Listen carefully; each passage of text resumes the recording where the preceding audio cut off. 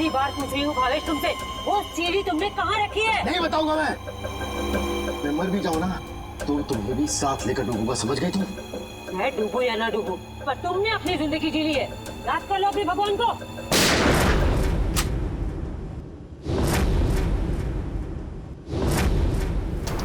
बस मुन्नी दुरेली, बहुत मचा रही आतंक।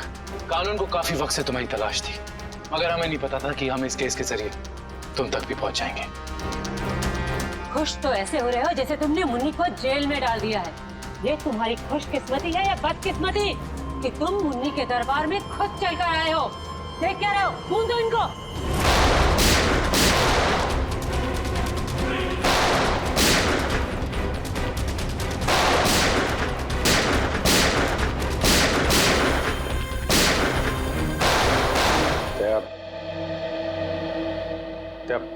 बात तो सुनो मेरी तुम। क्यों? अभी कुछ बचा कहने के लिए? मैं जानता हूं तुम मुझसे नाराज हो क्योंकि मैंने तुमसे झूठ बोला है, मगर जानते हो क्यों? क्योंकि उस दिन मैंने तुम्हारे चेहरे पे खुशी देखी थी और उस चेहरे पे मैं दर्द नहीं देख सकता था दया, सिर्फ इसलिए मैंने तुमसे झूठ बोला था। तुम मेरे चेहरे पे दर्द नहीं देखना चाहते थे ना, लेकिन तुमने खुशी क्यों छीन ली मेरी? हाँ? तुम जानते थे कि श्रेया से मैं अपने दिल की बात नहीं कह सकता था, मुझ में इतनी हिम्मत नहीं थी, इसलिए मैंने वो सारी बातें उस चिट्ठी में लिख दी और सोचा कि मेरा सबसे अच्छा दोस्त वो चिट्ठी श्रेया तक पहुंचाएगा।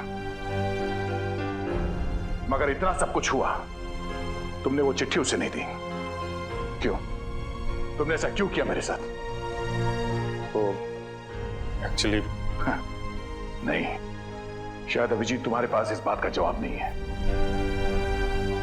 मेरे जवाब की बात नहीं है दया, किसी और का जवाब है जो मैं नहीं दे सकता। किसका जवाब? मैं नहीं बता सकता दया। अभिजीत, पहेलियों में बातें मत करो, तुम दोस्त हो ना, खुल के बात करो, खुल के बात करो। यार वो बात नहीं है, दोस्ती के लिए तो मैं अपनी जान भी दे सकता हूं। हाँ, झूठ भी बोल सकते हो। क्यों? हाँ, मैंने तुमसे झूठ बोला है, लेकिन तुम्हारे लिए झूठ बोला, तुम्हें तकलीफ ना हो इसलिए झूठ बोला। तो मुझे तकलीफ नहीं हुई? हाँ? मैं खुश हूं, मगर सिर्फ और सिर्फ तुम्हारे वजह से मैं इस तरह से खुश हूं, तुम्हारे वजह से।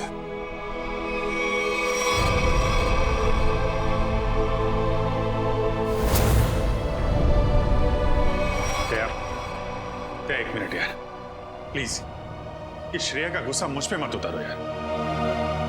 मैं गुस्सा श्रेया पे नहीं, मुझे गुस्सा तुम पे आ रहा है।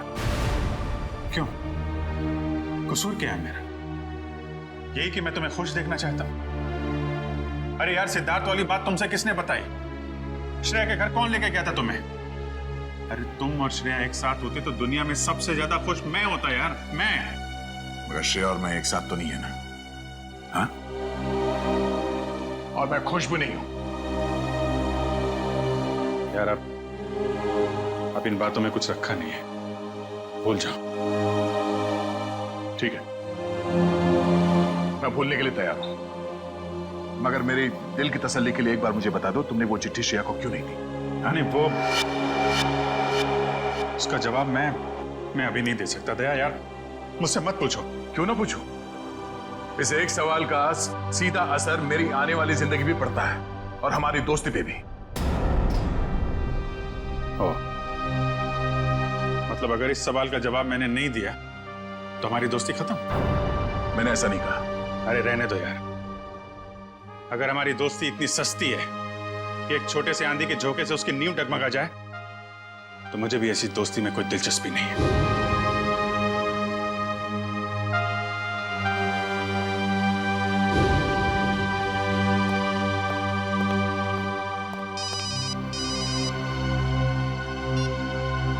Hello,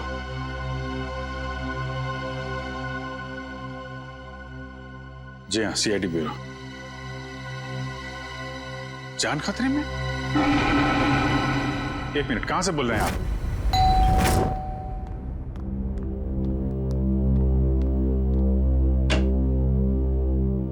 CID? जी हाँ। क्या हुआ आपकी पत्नी के साथ? सर आप बैठिए, मैं सब बताता हूँ। तुम तो कह रहे थे कि तुम्हारी पत्नी मुसीबत में। ये गलत कह रहे हैं। मैं बिल्कुल ठीक ठाक हूँ सर।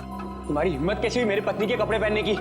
पता नहीं सर इनको क्या हो गया है, बिल्कुल बहकी बहकी सी बातें कर रहे हैं। मिस्टर राहुल, क्या मजाक है ये? अगर आपकी पत्नी ठीक ठाक है तो सीआईडी का वक्त बर्बाद करने से क्या फायदा? सर मैं सीआईडी का वक्त बर्बाद नहीं कर रहा हूँ सर। नम्रता सच में बहुत बड़ी मुसीबत में है। दरअसल कुछ घंटे पहले लगता है आ गई।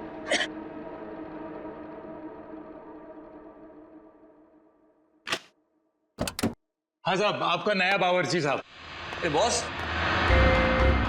लगता है आप गलत पते पे आ गए। पता भी यही है, घर भी यही है।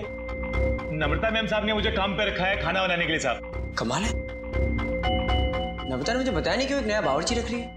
बोलो साहब, खाने में क्या क्या बनाऊं साहब? अरे वो नम्रता आ जाएगी थोड़ी देर में, वो ही बता देगी खाने में क्या बनाना है। तब तक एक काम करो, तुम मेरे लिए एक कप चाय बना दो। ठीक है साहब। रसोई का है साहब? उस तरफ। उस तरफ।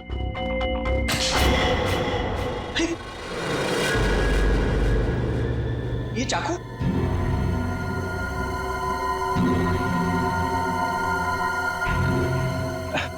घबराइए मत साहब, इससे मैं फल काटता हूँ, भाजी काटता हूँ साहब, और मांस भी काटता हूँ साहब। ठीक ठीक, तुम जाओ चाय बनाओ। हाँ जाता हूँ साहब, चाय बनाता हूँ साहब। कैसे आदमी को काम पे रख दिया नम्रता ने?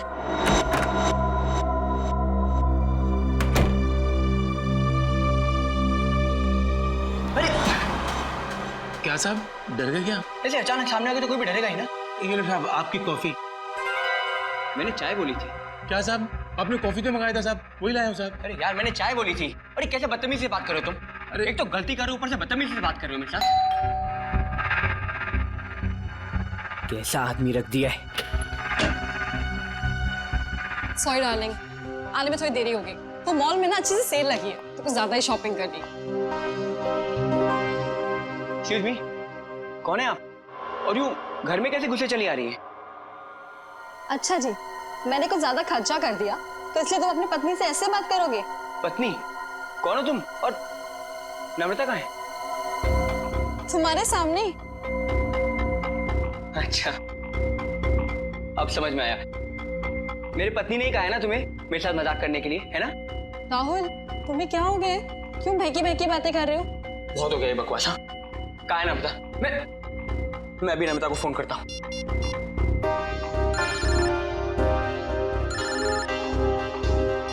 हेलो, कैसे हो? अब यकीन हो गया? बहुत हो गया ये बकवास, बहुत हो गया मजाक। कहाँ है नम्रता? बताओ मुझे, नम्रता कहाँ है? कहाँ है नम्रता? क्या किया नम्रता के साथ? राहुल, तुम ठीक तो हो? बुखार बुखार तो नहीं है? छुओ मत मुझे, हाथ मत लगाना मुझे। तुम्हें नम्रता ने काम पे रखा था ना? हाँ साहब। कब रखा था? कल। यहाँ और बताओ, क्या यही नम्रता है? हाँ साहब, यही तो है नम्रता मैम साहब। देखो यार, वो कुछ छोटी मोटी चाय कॉफी के बहस करे तुम झूठ मत बोलो। कौन है ये? नहीं साहब, मैं सच बोल रहा हूँ, यही है नम्रता मैम साहब। सुनो बलराम, तुम ना खाने में मिर्ची थोड़ी कम डालना, साहब को तीखा पसंद नहीं है। ठीक है मैम साहब। क्या हो रहा है यार ये? कुछ तो करना पड़ेगा। क्या करूं? सीआईडी को फोन करता हूँ। सर, तो बहुत अच्छा होगा कि फ्रेडी सर साथ में नहीं है, वरना असली और नकली पत्नी के चक्कर में वो खुद चक्कर खा जाते। ये लीजिए साहब, आप सब लोग के लिए पानी। देखिए सर, देखिए कैसे ये दोनों भैरवी मेरे घर में घुस आए हैं। न जाने इन्होंने मेरे पति नम्रता के साथ क्या किया होगा। राहुल, मैं ही तुम्हारी नम्रता हूँ। सर आप बेकार की कहानी में अपना वक्त बर्बाद कर रहे हैं। मैं कल ही इनको एक अच्छे से डॉक्टर के पास लेके जाऊंगी। माफ कीजिएगा सर, जो परेशानी आपको हमारी वजह से हुई। कोई बात नहीं, अब हम लोग यहाँ आ गए हैं तो सारा मामला समझ के ही जाएंगे। मिस्टर राहुल, आपके पास क्या सबूत है कि ये आपकी पत्नी नम्रता नहीं है? सबूत? हाँ है ना सर, मेरी पत्नी की तस्वीरें मेरे फोन में। क्या हो मिस्टर राहुल? ये कैसे हो सकता है? इसमें मेरे और मेरी पत्नी की लगभग 100 तस्वीरें थी, अब एक भी नहीं है। याद आया सर। सर जब मैं नहाने गया था ना तो मैंने ये फोन इस टेबल पर रखा था। जरूर इसी ने वो फोटो डिलीट की है सर इसने। मैं कह रहा हूँ। क्या बात कर रहे साहब? मैं इतना महंगा फोन कभी इस्तेमाल ही नहीं किया साहब। फोटो कैसे निकालेगा साहब? सर ये झूठ बोल रहा है सर। सर इसी ने फोटो डिलीट की है। एक मिनट, अगर मोबाइल में फोटो नहीं है तो फिर शादी की तस्वीरें तो होगी ना आपके शादी के एल्बम में? है ना सर, पूरा एल्बम है। मैं अभी लेकर आता हूँ।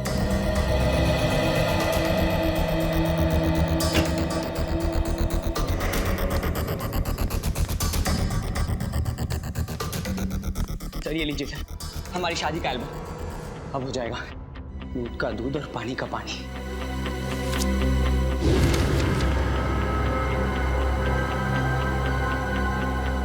आपका कहना है कि ये आपकी बीवी नम्रता नहीं है? जी सर, ये मेरी पत्नी नहीं है। मेरे ख्याल से आप भी ये एल्बम देख लें तो अच्छा रहेगा।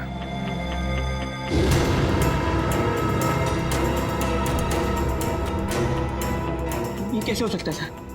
ये कोई बहुत बड़ी साजिश है। ये कोई साजिश है मेरे खिलाफ। जरूर इसमें मेरी पत्नी भी शामिल है। उसी ने भेजा होगा इन दोनों को। मिस्टर राहुल, कभी आप कहते हैं कि आपकी पत्नी खतरे में है, कभी आप कहते हैं कि वो आपके खिलाफ साजिश रच रही है। कहना क्या चाहते हैं आप? सर मुझे कोई खतरा नहीं है और ये कोई साजिश नहीं है। मैंने आपसे कहा ना इनकी तबीयत खराब है। तुम चुप रहो, मुंह बंद रखो अपना।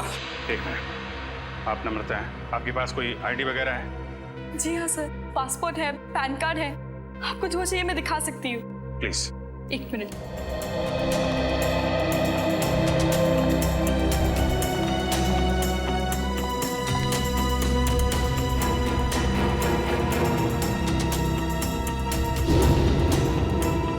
नम्रता, आईडी के हिसाब से तो यही नम्रता है। सर ये भी तो हो सकता है कि इस लड़की का नाम भी नम्रता हो और इसी बात का फायदा उठाकर ये मेरी पत्नी की जगह लेना चाहती हो।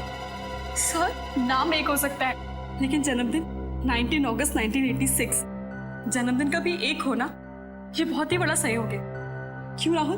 अच्छा ये बताइए कि आपकी पत्नी का जन्मदिन भी क्या इसी दिन आता है? हाँ सर, तारीख तो हुई है पर ये सहयोग भी तो हो सकता है ना सर। ये संयोग है, वो संयोग है। मिस्टर राहुल, हम आपकी बात पे यकीन करें तो करें कैसे और क्यों? सर मैं सच कह रहा हूँ सर, ये झूठ बोल रही है। तुम नम्रता हो ना, तो ये बताओ कि हमारी शादी की सालगिरह कब है? बताओ ना, हमारी शादी की सालगिरह कब है? देखा सर, ये नहीं जानती है, ये झूठ बोल रही है। बताओ ना, हमारी शादी की सालगिरह कब है? 14 फरवरी। सर राहुल मुझसे बहुत प्यार करते हैं। वैलेंटाइंस डे पे गोवा में हमने शादी की थी। सर ये पूरी तैयारी कर कर आई है। इसने मेरे पत्नी से सब पहले ही पूछ लिया होगा। कोई और सवाल पूछ के देखो। हाँ, ये बताओ कि तुमने चॉकलेट कहाँ छिपाई? चॉकलेट? ये चॉकलेट का क्या चक्कर है? सर मुझे डायबिटीज है पर फिर भी मुझे चॉकलेट खाना पसंद है। इससे नम्रता अक्सर मेरी लाई हुई चॉकलेट छिपा देती है, जो बात इसे नहीं पता। अगर तुम नम्रता हो तो बताओ कि तुमने चॉकलेट कहाँ छिपाई है? बताओ, तुमने चॉकलेट कहाँ छिपाई?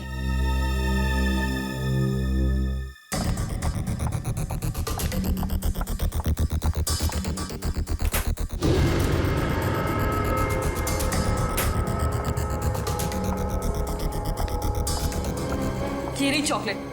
मैं तुम्हें खाने नहीं दूंगी, डायबिटीज है तुम्हें। मुझे डायबिटीज नहीं है, मुझे दे दीजिए। अब क्या कहना आपको मिस्टर राहुल? सर ये लोग पूरी तैयारी कर कर आए हैं। ठीक है, एक पल के लिए हम आपकी बात मान लेते हैं, लेकिन ये आपकी पत्नी है या नहीं, इसका जवाब तो इस घर में ही मिलेगा। तलाशी लो घर की।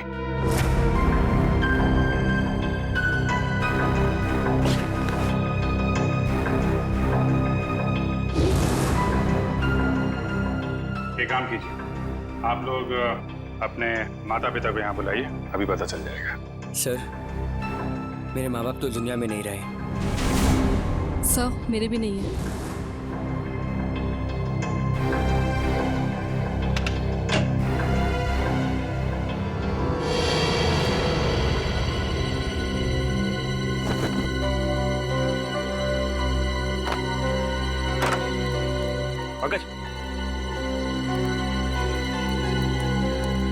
ऐसी जगह पे ये डस्टबिन कैसे पड़ा? तो कोई रिश्तेदार दोस्त वो तो होंगे इस शहर में ना, उनको बुलाइए।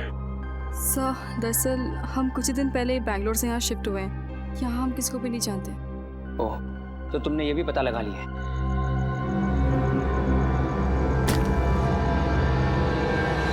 सर!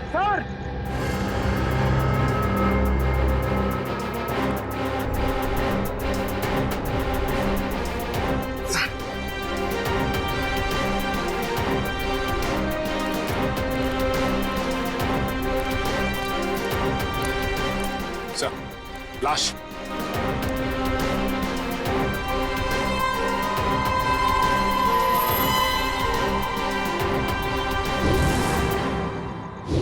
सर ये लाश मेरे घर में? ये कौन सा खेल खेल रहे हो तुम राहुल? पहले पति पत्नी का झगड़ा सुलझाने के लिए यहाँ बुलाया, फिर तुम्हारे घर से एक लाश निकली है। किसकी लाश है ये? सर मुझे कुछ नहीं पता सर। सर मैं इसे जानता भी नहीं। सर मैं भी इसे नहीं जानती। तुम जानते हो? नहीं साहब, मैं नहीं जानता उसको। सर, ये देखिए सर, यहाँ इसके सीने पे गोली मारी और इसके गले पे खरोच का निशान भी है। हाँ तो बिल्कुल ताजे हैं, लगता है कुछ घंटों पहले इसे मारा गया है। कोई आईडी वगैरह मिली? एक मिनट।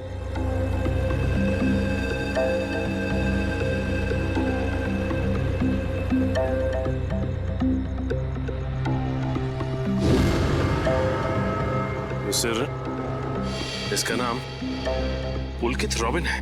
पुलकित रॉबिन? सर मैंने इसका नाम कहीं पढ़ा है। पढ़ा है? कहाँ पढ़ा है? अरे सर ये तो एक बहुत ही मशहूर टीवी सीरियल राइटर है सर, साउथ बहू का सीरियल। मैं देखता हूँ सर। एक टीवी सीरियल राइटर की लाश मेरे घर में? पंकज, मोबाइल पे देखो, इंटरनेट पे इस पुलकित रॉबिन की फोटो निकालो। देखो कहीं ये वही आदमी तो नहीं।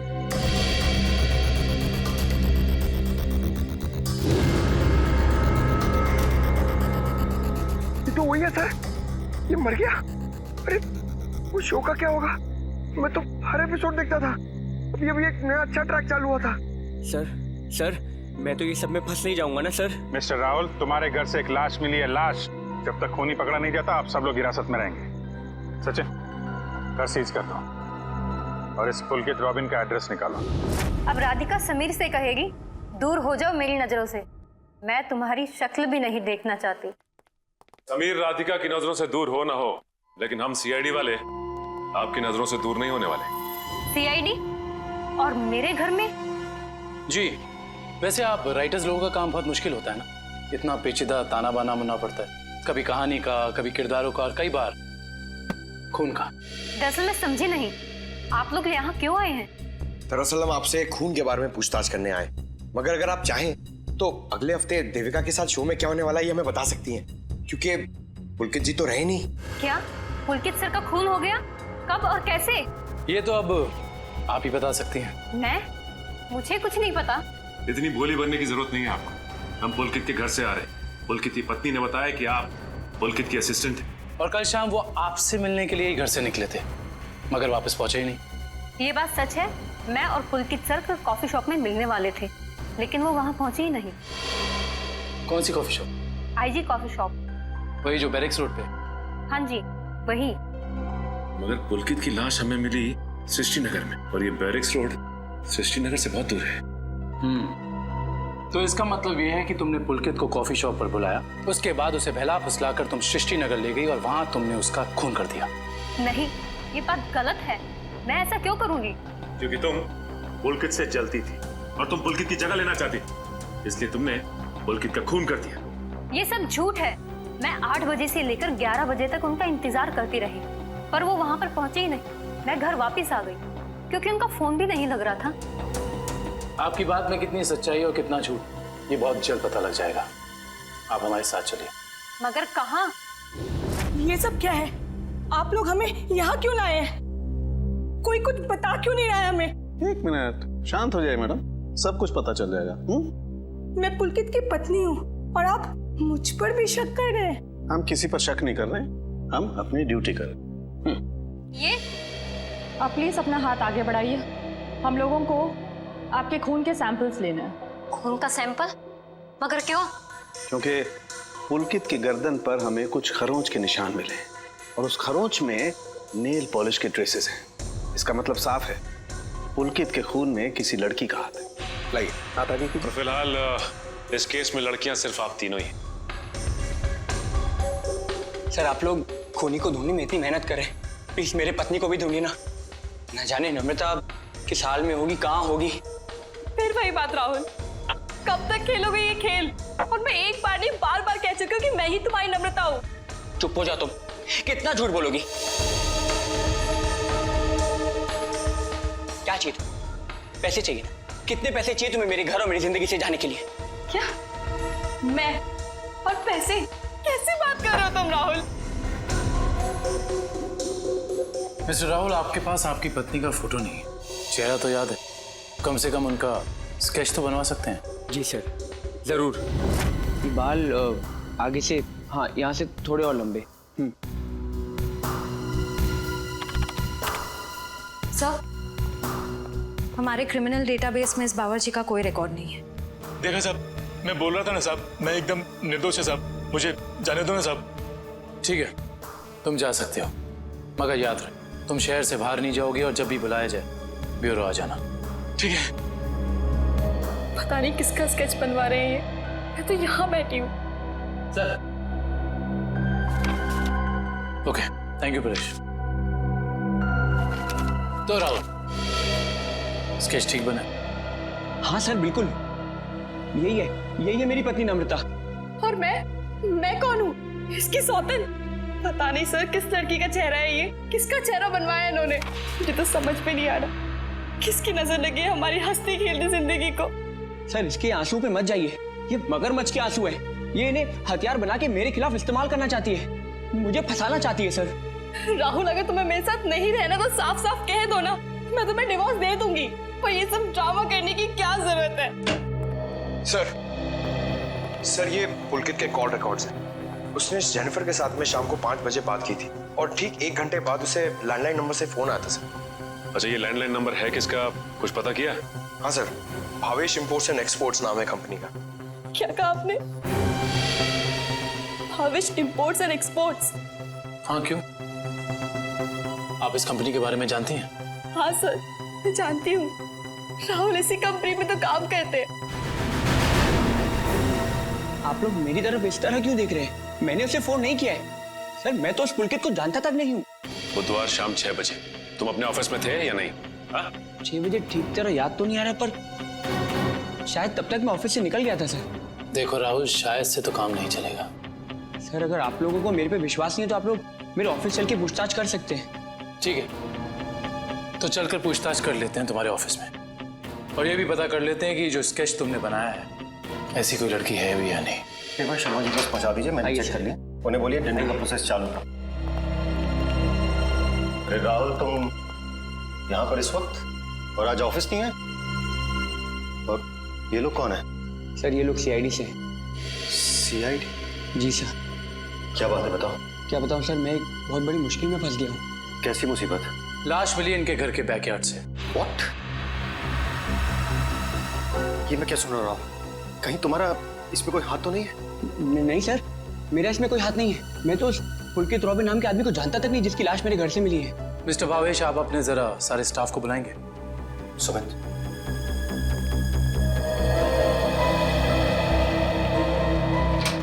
सुनो, सबको बॉस अंदर बुला रहे हैं।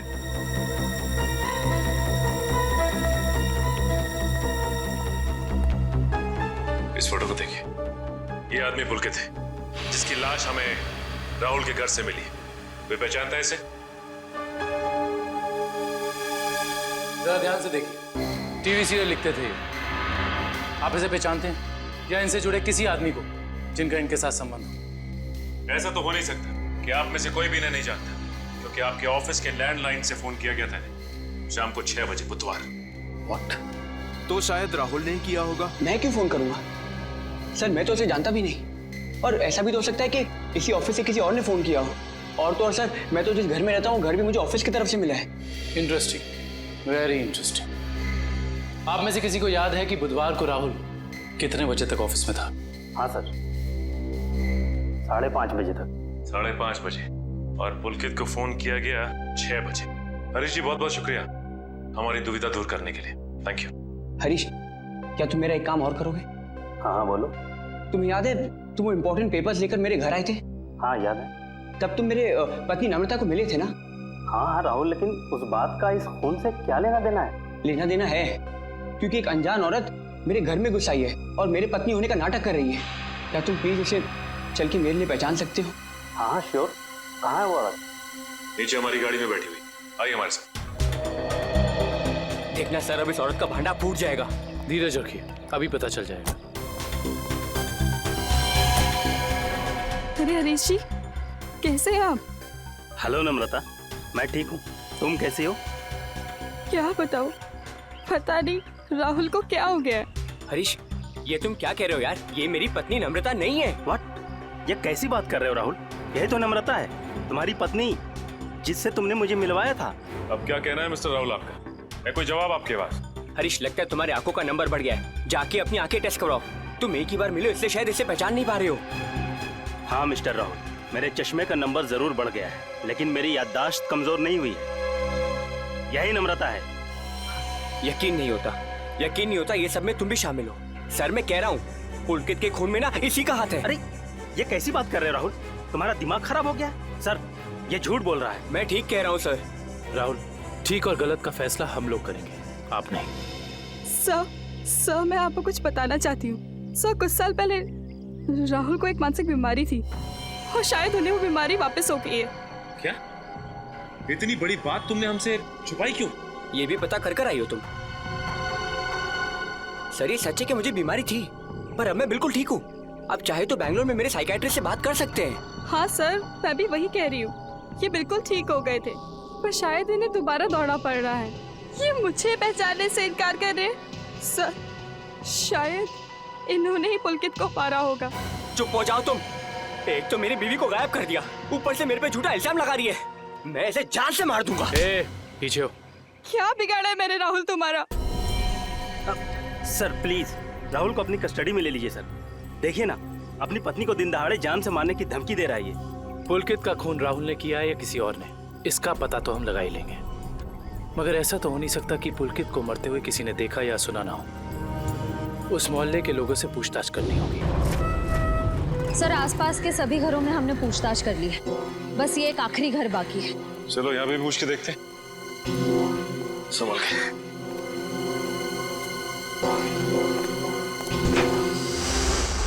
दरवाजा खुला। कोई इस तरह से दरवाजा क्यों खुला छोड़ेगा? और यहाँ ये कैमरा कैसे? इधर भी। कुछ तो गड़बड़ है यहाँ पे। एक काम करते हैं, इस घर की तलाशी अच्छी तरह से लेते हैं।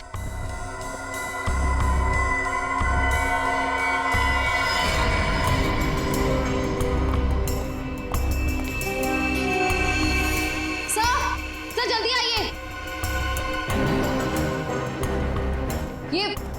ये देखिए, एक और कैमरा, 2 कंप्यूटर स्क्रीन, स्पीकर्स और हेडफोन्स।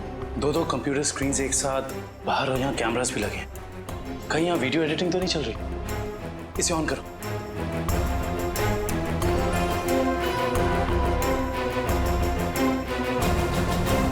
हाँ साहब, आपका नया बावर्ची साहब। लगता है आप गलत पते पे आ रहे। नम्रता मैम ने मुझे काम पे रखा है खाना बनाने के लिए। चाय बनाता हूँ साहब। अरे जाओ ना। अभी क्या है? सॉरी डार्लिंग, आने में देर हो गई। वो मॉल में ना सेल लगी थी, तो कुछ ज्यादा ही शॉपिंग करनी। माय गॉड, वो कैमरा लगा के राहुल के घर पे नजर रखे हुए। क्या हुआ आपकी पत्नी के साथ? सर आप बैठिए, मैं सब बताता हूँ। सिर्फ राहुल की नहीं, सीआईडी की भी। मैं तो बिल्कुल ठीक ठाक हूँ। सर, एक बात समझ में नहीं आ रही है, इतनी दूर से सीआईडी का वक्त बर्बाद करने से क्या फायदा है? मगर ये आवाज इतनी क्लियर कैसे आ रही है? मैं भी आया। सर,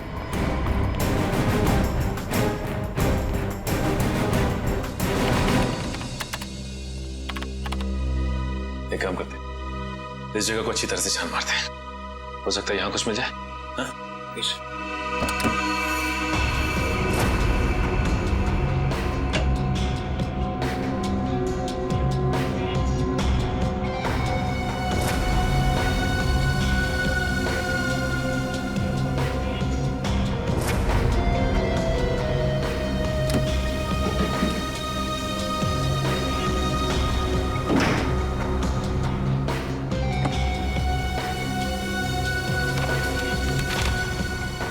किया।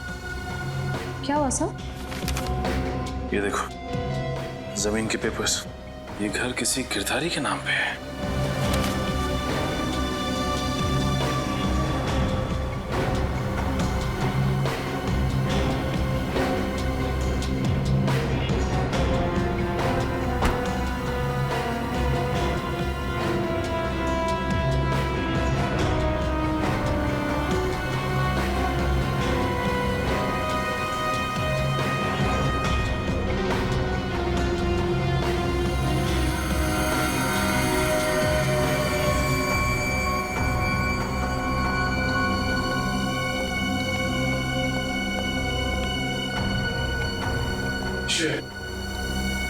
तुम्हारे सारे सवालों का जवाब ये माइक है जो मुझे राहुल के घर से मिला। स्पीकर के अंदर छुपा के रखा हुआ था। इसका मतलब गिरधारी जो राहुल के घर पे नजर रखे हुए था, उसी ने माइक लगाया यहाँ पे। कौन गिरधारी? अरे दुष्यंत, ये घर के कुछ पेपर्स मिले जिसमें लिखा है कि गिरधारी इस घर का मालिक है। आप लोग सुंदर जी के मेहमान हैं? तुम कौन हो? जी मैं तो यहाँ पर किराए पर रहता हूँ, पर आप लोग कौन हैं? हम लोग सीआईडी से। सीआईडी? जी हाँ, सीआईडी। देख के लगता है कि तुम कहीं बाहर से आ रहे हो। यहाँ सर मैं तो अभी गोवा से आ रहा हूँ, पर आप लोग यहाँ पर सुंदर जी ने कहीं कुछ। एक मिनट, ये सुंदर कौन?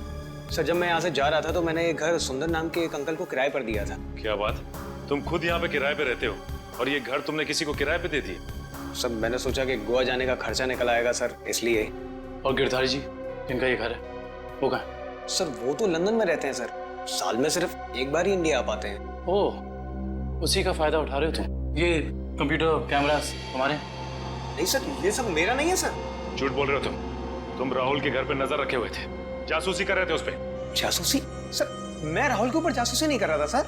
देखो हमने रिकॉर्डिंग देख ली है, सच सच बताओ। मैडम मैं तो कॉलेज में पढ़ता हूँ, इतनी सारी महंगी चीजें मैं कहाँ से लाऊंगा? तो फिर ये सारी की सारी चीजें किसकी है? उस आदमी की जिसे तुमने किराए पे रखा हुआ, सुंदर? सर हो सकता है सर। नंबर दो सुंदर का। सर पिछले हफ्ते गोवा में मेरा मोबाइल चोरी हो गया था तो तुम्हारे सारे नंबर्स चले गए? जी। बहुत अच्छा बहाना है। अपना मोबाइल नंबर दो। सुंदर का नंबर हम तुम्हारे मोबाइल रिकॉर्ड से निकाल लेंगे। सर सालुंके सर की डीएनए रिपोर्ट आ गई है।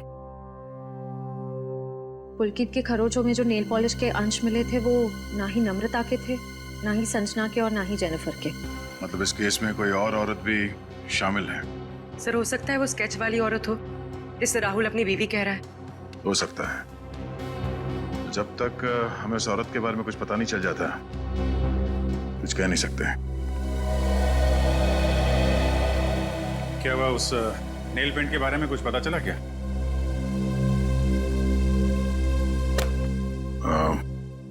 पूरी मुझे कुछ काम है, मैं बाद में आता हूँ।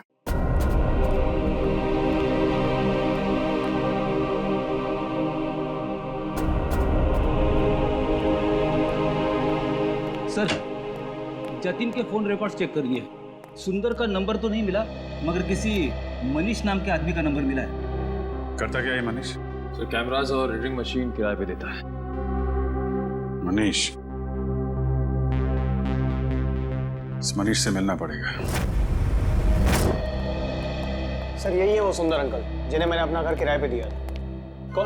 कौन सुंदर? मैं मनीष हूँ। गलत बात है मनीष जी, आप इतने महंगे कैमरा इक्विपमेंट्स ऐसे ही खुले घर में छोड़ा है? इन्हें तो अरेस्ट करना होगा। बिल्कुल।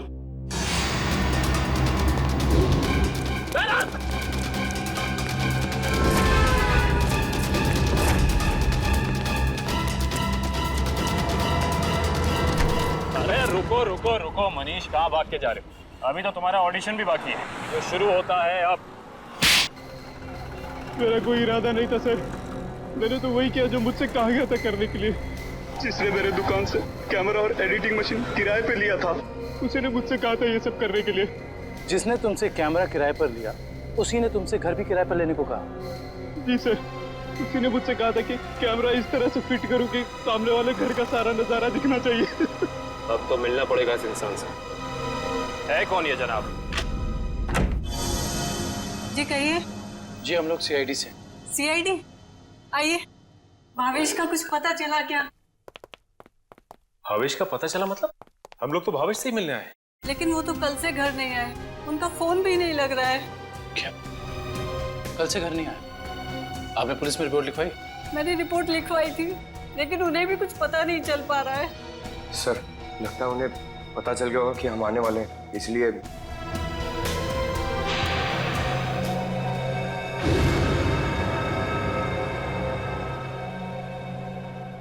मिनट, क्या ये आपके पति भावेश है? जी हाँ। ये केस तो और पेचीदा बनता जा रहा है। सब मेरे पति भावेश को ढूंढ निकालिए। देखिए मैम, आप चिंता मत कीजिए, अब भावेश का नंबर दीजिए हमें। जी 197985643।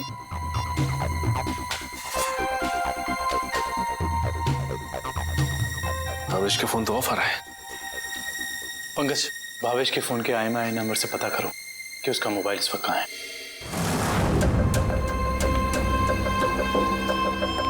मैं आखिरी बार पूछ रही हूँ भावेश तुमसे, वो सीढ़ी तुमने कहाँ रखी है? नहीं बताऊंगा मैं मर भी जाऊँ ना तो तुम्हें भी साथ लेकर डूबूंगा, समझ गई तुम? मैं डूबू या ना डूबू, पर तुमने अपनी जिंदगी जी ली है। याद कर लो अपने भगवान को।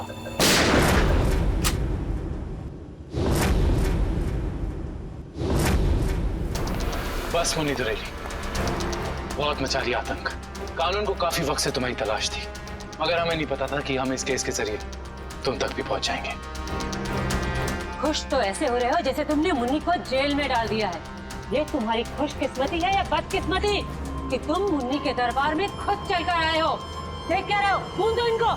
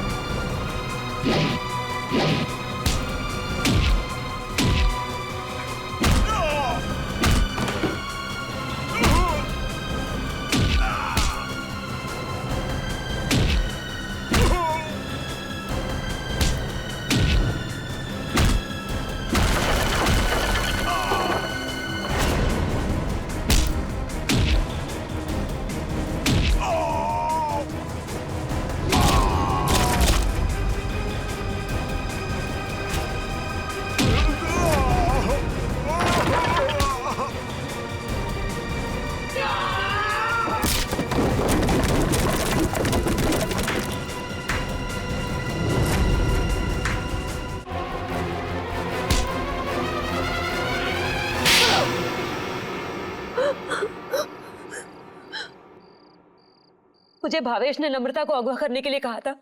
क्यों भावेश, क्या बिगाड़ा था नम्रता ने तुम्हारा? बहुत लंबी कहानी है। कोई बात नहीं मिस्टर भावेश, CID के पास मुजरिमों की दास्तान सुनने के लिए हमेशा वक्त रहता है। शुरू कीजिए अपनी कहानी। ये उस वक्त की बात है जब मैं शहर में नया नया आया था। टेलीविजन की दुनिया में लेखक के तौर पर नाम कमाना चाहता था। अलग अलग तरह की कहानियां लिखी, अलग अलग तरह के किरदारों को जन्म दिया। मेरी आंखों में सिर्फ एक ही सपना था कि किस तरह मेरी कहानी छोटे पर्दे पर साकार हो जाए। मगर तुम्हारा तो इंपोर्ट एक्सपोर्ट का बिजनेस था ना? क्योंकि मेरे साथ कुछ ऐसा हुआ जिसने मुझे मजबूर कर दिया अपने सपनों को कुचलने के लिए।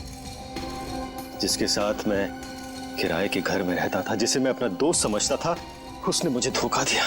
उसने मेरी कहानी चुराई और एक चैनल में बेच दी और रातों रात अमीर बन गया। हर तरफ उसी के चर्चे, उसी की बातें। मैं ये सदमा बर्दाश्त नहीं कर पाया और फिर मैंने अपने करियर को नई दिशा दी और भावेश इंपोर्ट एक्सपोर्ट का बिजनेस शुरू कर दिया। मगर इस सब का मेरी किडनैपिंग से क्या लेना देना है? ये बात सच है कि मैंने अपनी लाइन बदल दी थी, लेकिन ये भी सच है कि मेरे अंदर एक राइटर छुपा हुआ है। टेलीविजन में कुछ कर गुजरने का जुनून है मेरे अंदर। मैंने वापस कलम उठाई और एक अनोखे रियलिटी शो का कॉन्सेप्ट लिख डाला, जिसमें पति पत्नी में से किसी एक की जगह एक अजनबी अगर उनके घर आ जाए तो फिर उस पार्टनर की क्या प्रतिक्रिया होगी। इस तरह का रियलिटी शो लिखा था मैंने। क्या ये सब एक रियलिटी शो था? चैनल को मेरा कॉन्सेप्ट बहुत अच्छा लगा, लेकिन वो ये जानना चाहते थे कि इसे पर्दे पे कैसे उतारा जाए। तो मैंने एक पायलट एपिसोड बनाने के बारे में सोचा और एक्सपेरिमेंट के तौर पर मैंने अपनी कंपनी में आए हुए नए एम्प्लॉय राहुल को शामिल किया। वाह, कमाल है। अगर तुम एक रियलिटी शो ही बनाना चाहते थे तो एक जायज ढंग से भी बना सकते थे। फिर कानून को अपने हाथ में लेने की क्या जरूरत थी तुम्हें?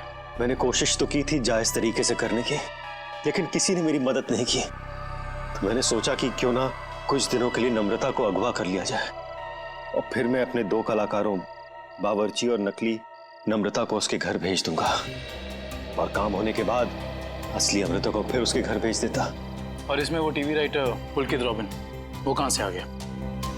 पुलकित रॉबिन ही वो शख्स है जिसने मेरे आइडियाज, मेरी कहानी चुराई और मशहूर हो गया। उसे पता चल गया था कि मैं चैनल में कुछ बड़ा रियलिटी शो का आइडिया लेकर जाने वाला हूं। बस उसी की जासूसी करने के लिए यहाँ पर आया हूँ। आज तो पता लगाना ही पड़ेगा तो भावेश कौन सा बड़ा कंसेप्ट चैनल वाले को बेचने वाला है।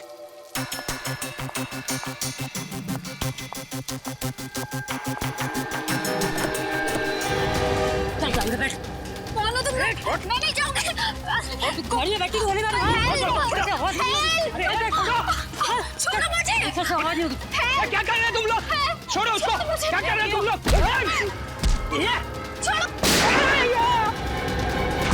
बेवजह मारा गया, अब तू भी नहीं चाहती है? बैठ। छोड़ दो मुझे। मैं इसको लेकर जाती हूँ, तुम इसको ठिकाने लगाओ।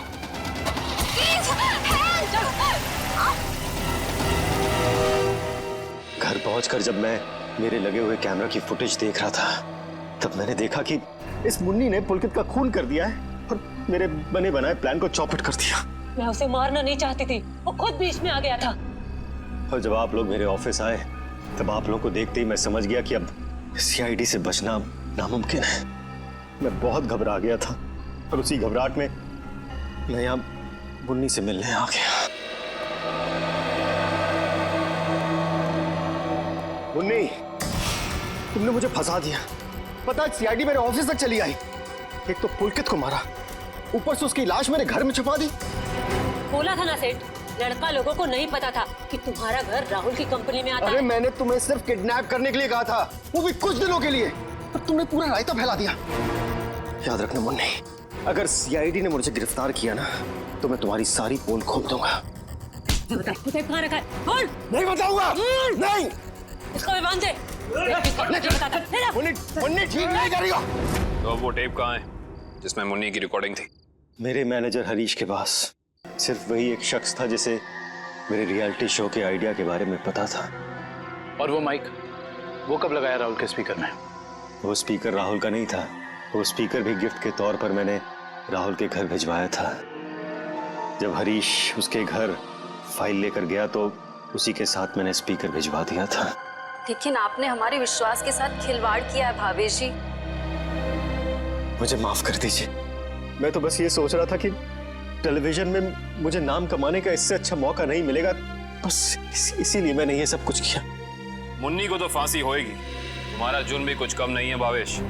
बिल्कुल, क्योंकि मिस्टर भावेश आपने एक किडनैपिंग करवाई और उस दौरान एक आदमी का खून हुआ है। आपके भविष्य का फैसला तो अब अदालत करेगी। सर क्या हुआ है? आप लोग मुझे बता क्यों नहीं रहे? जरा रुको, अभी पता चल जाएगा।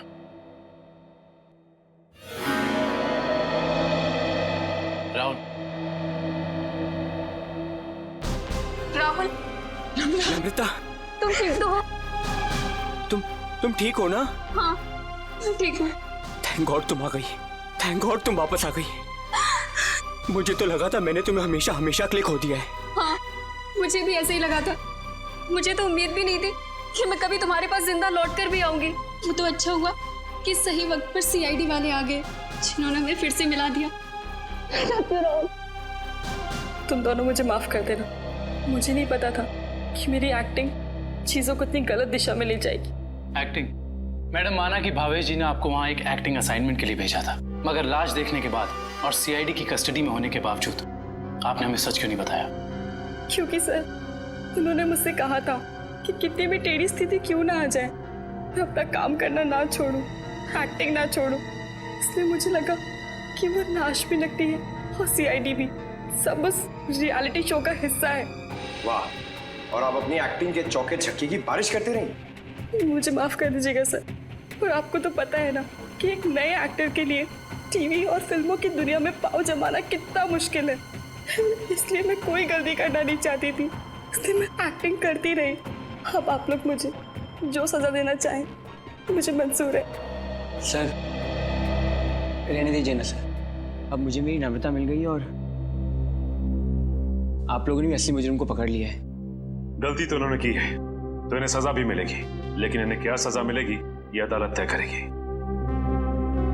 फिलहाल आप दोनों जा सकते हैं। Thank you sir, thank you so much.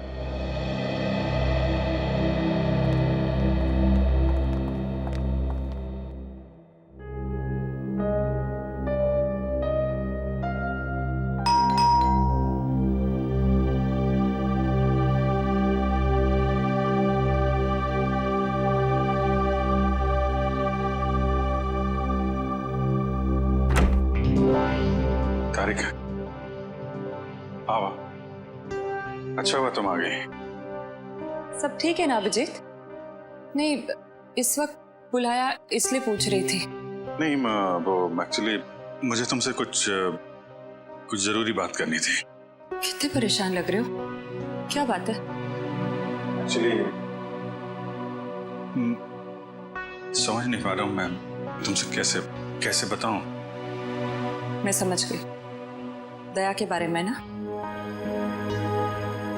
मैं जानता हूँ ये सुनकर तुम्हें बहुत धक्का लगेगा, और इससे पहले मेरी हिम्मत जवाब दे जाए, मैं तारिका, जब एसीपी साहब यहाँ वापस आएंगे तो मैं उनसे कहने वाला हूँ वो मेरा ट्रांसफर कर दें। क्या?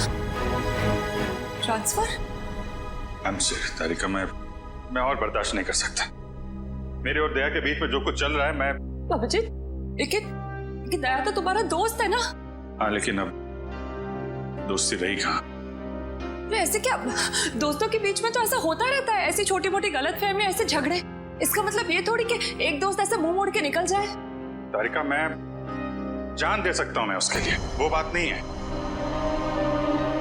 लेकिन ये सब मैंने सपने में भी नहीं सोचा था कि हमारी दोस्ती इस मुकाम तक पहुंच जाएगी।